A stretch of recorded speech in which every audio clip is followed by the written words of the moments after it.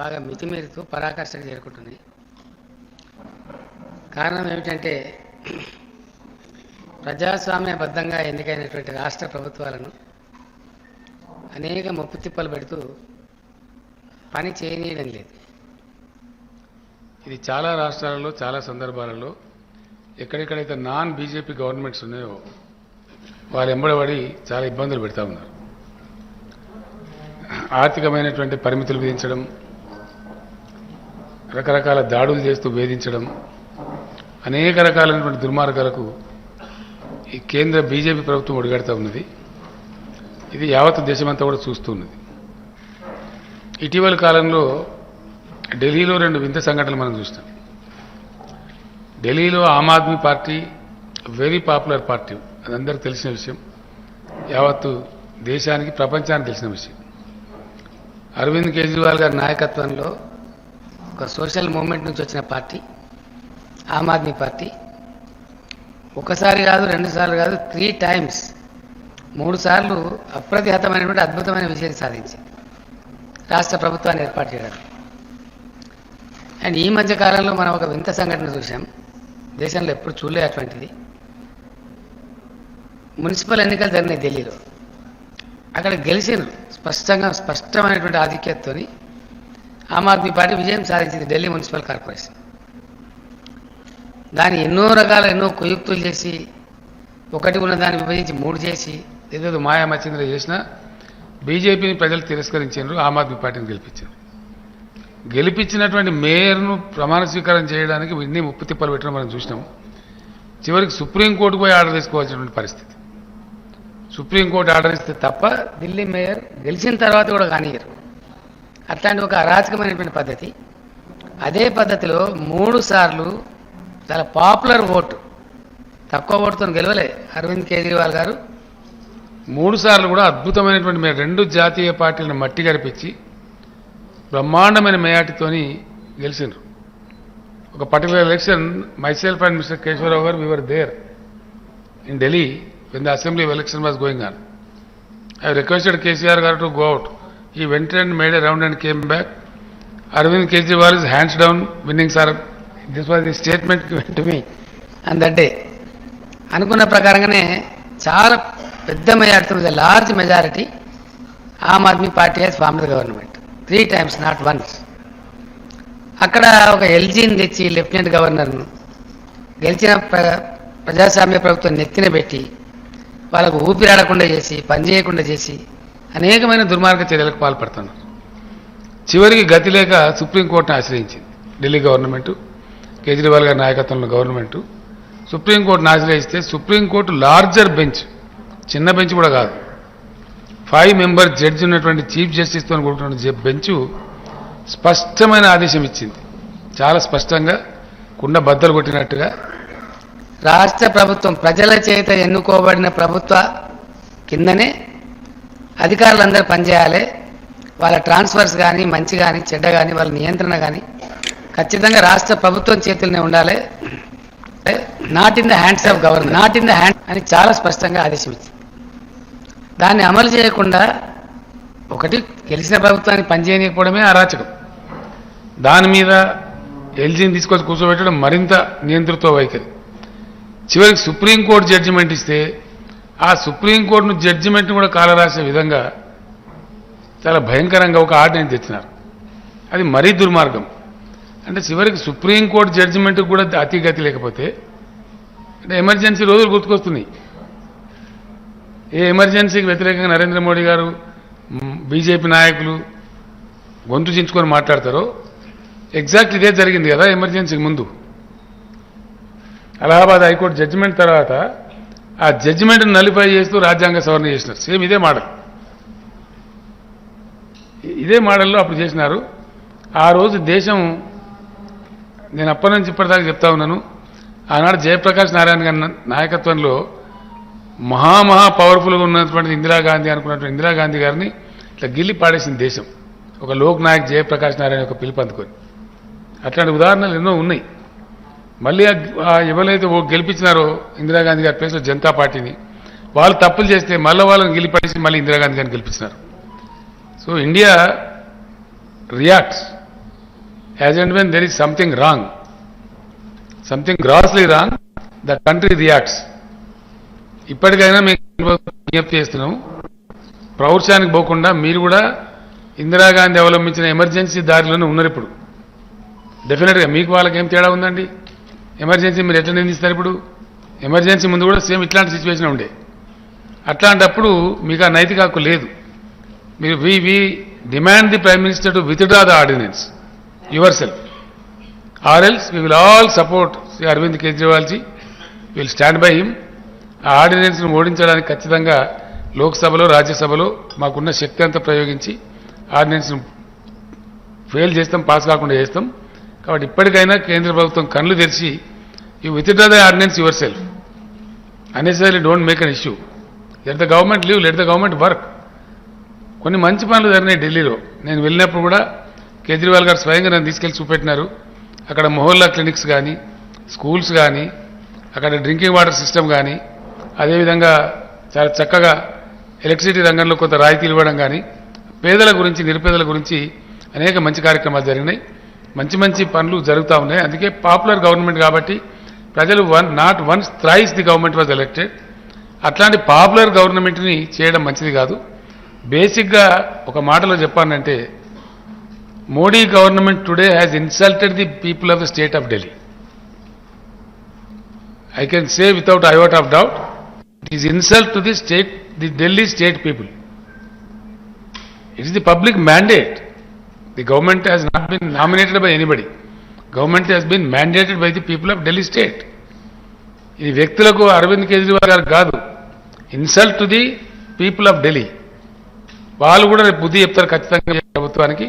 वो भी सबक सिखाएंगे. तो इसलिए हम लोग अनुरोध करते हैं, मोदी जी आप ऑर्डिनेंस विथड्रा कीजिए, ये अच्छा नहीं है. आप इमरजेंसी की बात ही फिर दोहरा रहे हो, वही बात ला रहे हो. देश में इमरजेंसी आने से पहले भी ऐसी स्थितियां थे.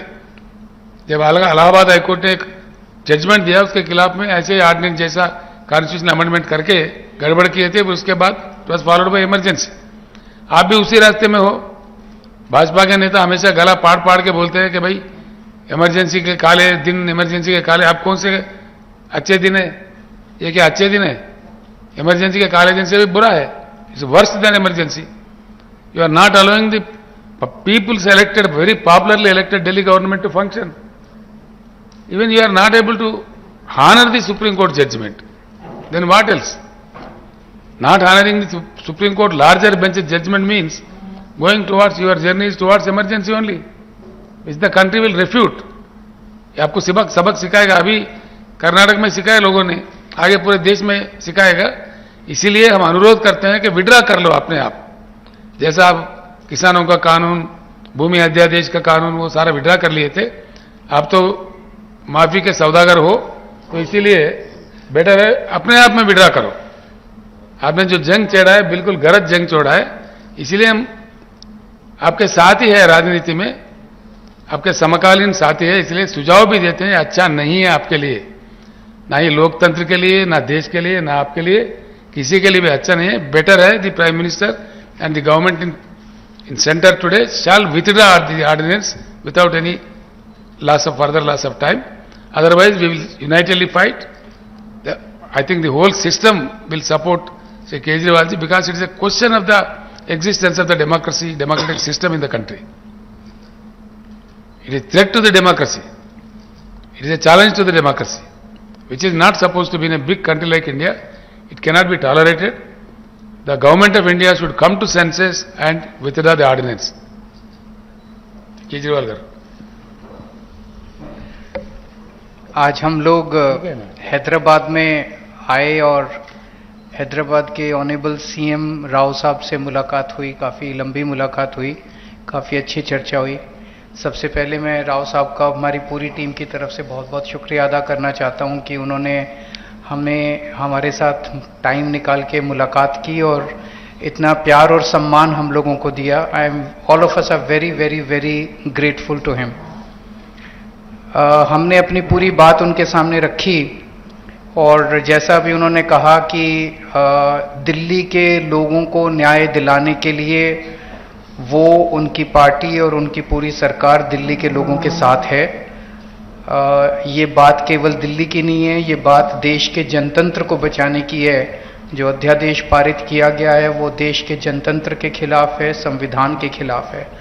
सो उनके सपोर्ट से हमें बहुत ताकत मिली है और हम इस सपोर्ट के लिए मैं पूरे दिल्ली के लोगों की तरफ से उनका तहे दिल से शुक्रिया अदा करना चाहता हूं।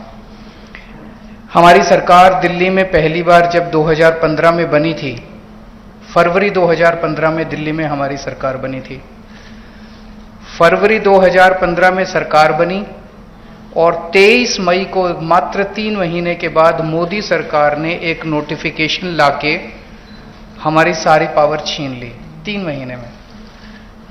तो अब ब्यूरोक्रेसी के ऊपर पहले हमारे से पहले शीला दीक्षित जी की सरकार थी। शीला दीक्षित जी का पूरा कंट्रोल था ब्यूरोक्रेसी के ऊपर, transfer, posting, disciplinary action, creation of new posts. So जितने सर्विस रिलेटेड मैटर्स हैं शीला दीक्षित जी का पूरा कंट्रोल था। हमारी सरकार आने के बाद 23 मई 2015 को उन्होंने नोटिफिकेशन लाके ये सारी पावर छीन ली। तो as a chief minister of Delhi I can not even transfer post, education secretary, health secretary, deputy secretary, मैं कुछ नहीं कर सकता। वो सारी पावर छीनने के बाद 8 साल तक दिल्ली के लोगों को उन्होंने अपंग करके रखा। हम दिल्ली के लोग 8 साल तक कोर्ट दर court, high court, supreme court लड़ते रहे।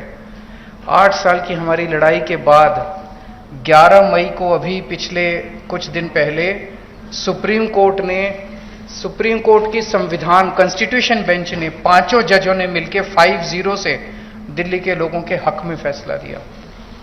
8 साल की लड़ाई के बाद दिल्ली के लोगों को न्याय मिला कि उनकी चुनी हुई सरकार को काम करने का अधिकार मिला। हमें 8 साल लग गए उस नोटिफिकेशन को कैंसिल कराने में और न्याय लेने में।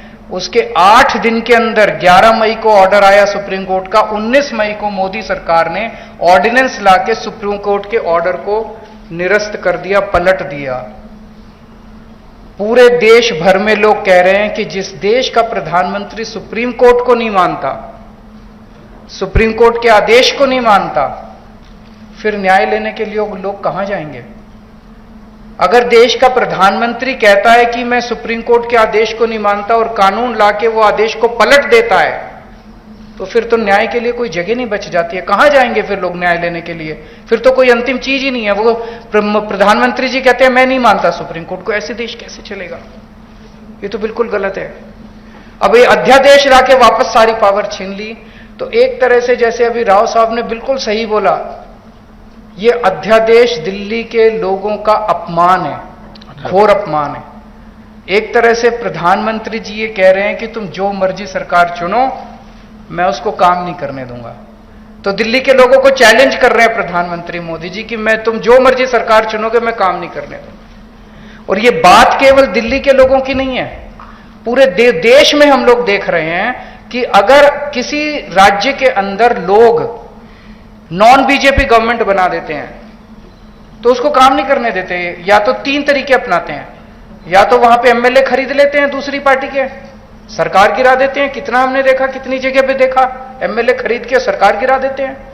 या एमएलए तोड़ लेते हैं, ईडी भेज के, सीबीआई भेज के, डरा के एमएलए तोड़ लेते हैं, सरकार गिरा देते हैं।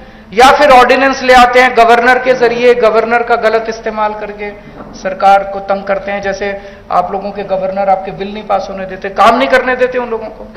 तो इस तरह से मैसेज ये है कि अगर कोई भी राज्य के लोग नॉन बीजेपी सरकार बनाएंगे तो हम उसको काम नहीं करने देंगे, सरकार तोड़ देंगे।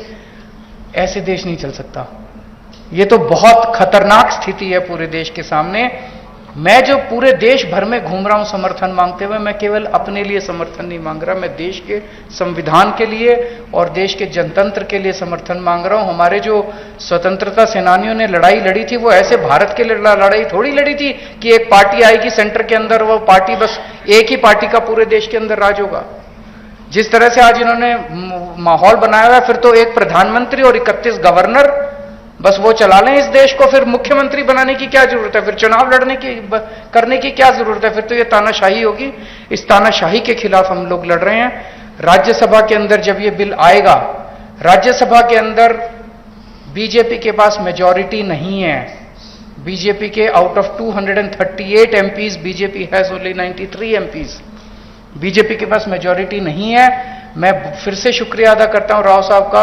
अगर हम सब लोग नॉन बीजेपी पार्टीज इकट्ठे हो गए तो इस बिल को हम राज्यसभा के अंदर गिरा सकते हैं, और अगर ये बिल गिर जाता है तो पूरे देश के लोगों को विश्वास हो जाएगा कि 2024 के अंदर मोदी सरकार वापस नहीं आ रही है।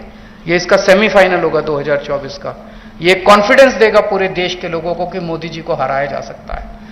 तो ये जनतंत्र को बचाने की लड़ाई है, देश की आजादी को बचाने की लड़ाई है। बहुत बहुत धन्यवाद, बहुत बहुत शुक्रिया। मैं माननीय मुख्यमंत्री तेलंगाना के चंद्रशेखर राव जी का बहुत बहुत आभार व्यक्त करता हूं कि उन्होंने हमें यहाँ बुला के घर पे मान सम्मान दिया, इज्जत दी। आम आदमी पार्टी के नेशनल कन्वीनर और दिल्ली के मुख्यमंत्री अरविंद जी, और हमारे राज्यसभा के 2 सांसद संजय सिंह जी और राघव चड्ढा जी। जैसा कि राव साहब ने, अरविंद केजरीवाल साहब ने बता ही दिया कि देश के लोकतंत्र को बचाने की लड़ाई हम लड़ रहे हैं। एलजी जो है वो सिलेक्टेड है और दिल्ली की गवर्नमेंट इलेक्टेड है। तो डेमोक्रेसी में इलेक्टेड जो लोग हैं वो फैसले लेते हैं, ना कि सिलेक्टेड। तो दिल्ली का तो पहले से ही ये कर रहे हैं, पूर्ण राज्य का दर्जा नहीं है, लेकिन फुल स्टेट्स को भी तंग किया जा रहा है। हमने पंजाब में 92 सीट्स जीती आउट ऑफ 117। इतना बड़ा मैंडेट है। हमें बजट सेशन बुलाना था मार्च में, हमें गवर्नर ने मना कर दिया, मैं परमिशन नहीं दूंगा बजट सेशन की। तो हम कहां जाएं? तो बजट सेशन के बिना मतलब स्टेट कैसे चलेगी? तो हम सुप्रीम कोर्ट गए।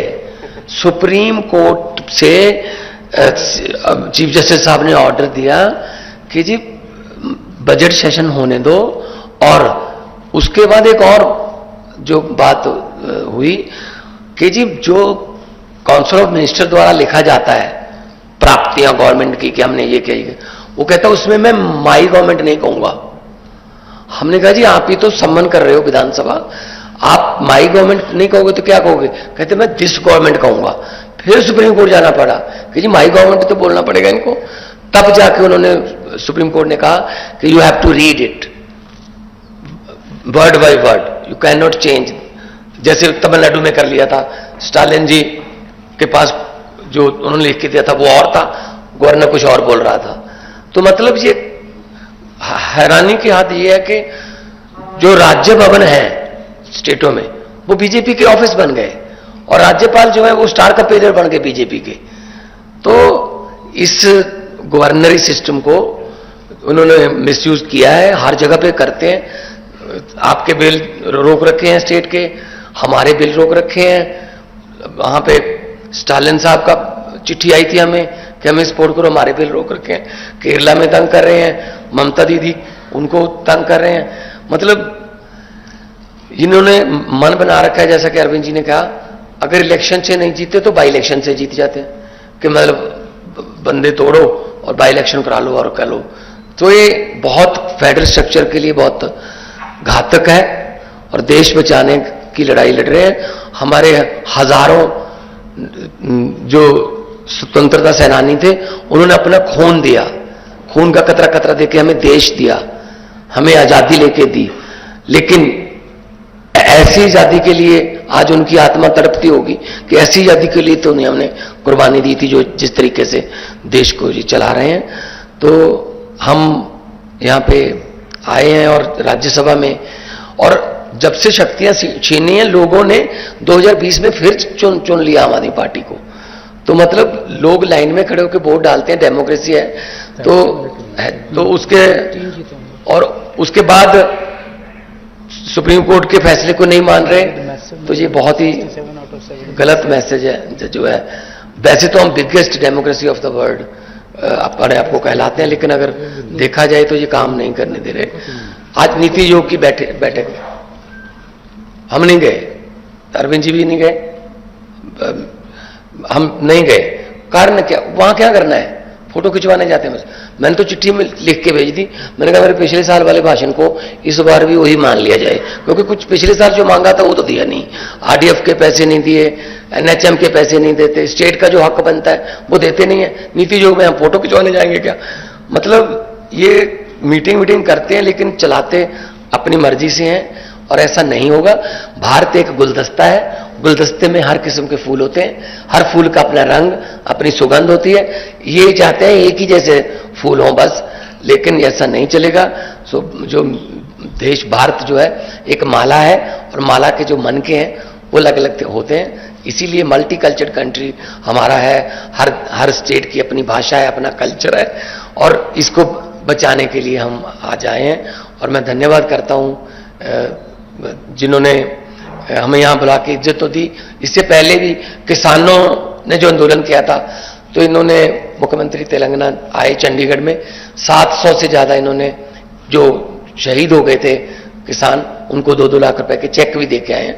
तो हम लोग पूरे देश को एक मानने वाले हैं। जहां अच्छा काम हो रहा हो वहां हम जाते हैं।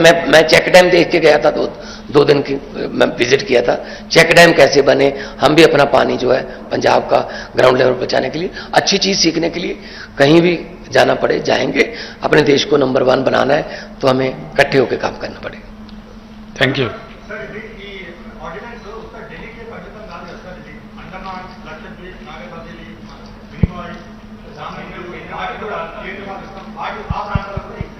ఇది కాదు అట్లా కాదు కదా, ఢిల్లీలో ఎలక్టెడ్ గవర్నమెంట్ ఉంది, అండమాన్కు ఢిల్లీకి చాలా డిఫరెన్స్ ఉంది. That you should know. Those central territories are clearly under the rule of LGs, direct control of government of India. But here it's a very popularly elected government. The government is allowed to function independently like any other state government. That's the order of the Supreme Court, abundantly clear. Abundantly. The question here is, if the government of India doesn't honor the Supreme Court, then what will be the fate of the country? Yes. You don't do it yourself, you don't oblige democracy. Even at the instance, at the judgment of Supreme Court, if you don't react, don't act accordingly, then what is the fun? ఎక్కడ తీసుకుపోతారండి దేశాన్ని? ఏం చేయదలుచుకున్నారు? ఈ గవర్నర్లు ఏంది, ఇదంతా ఏం జరుగుతుంది దేశంలో? గవర్నర్ పిలవడం గవర్నర్ బాధ్యత.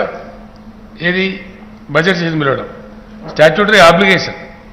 31 మార్చి లోపల ఒకవేళ లేని పరిస్థితి ఉంటే, పాస్ అయ్యే పరిస్థితి లేకపోతే 1 లైన్ చెప్పి, రెస్యూజరీ పవర్ స్పీకర్ దగ్గర ఉంటాయి, 1 లైన్ చెప్పి దాన్ని పాస్ చేయకపోతే స్తంభించిపోతుంది వ్యవస్థ. అట్లాంటి వాటి కోసం పెట్టినటువంటి ఒక అలంకారప్రాయమైన గవర్నర్ పోస్టులను నేను పెట్టనియా, బడ్జెట్ పాస్ కానియా అని ఒక పంజాబ్ ముఖ్యమంత్రి గారు మీ ముందే చెప్పారు కదా.